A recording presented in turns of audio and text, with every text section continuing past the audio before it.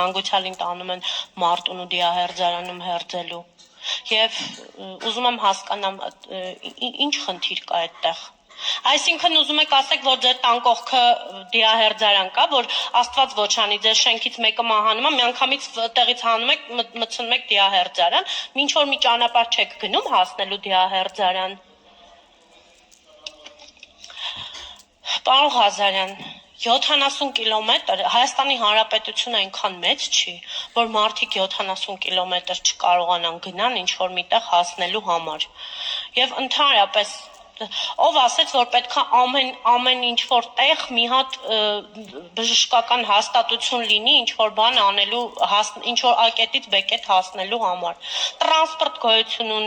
գոյություն ունի ավտոմեքենաներ, չգիտեմ, ամեն հնարավոր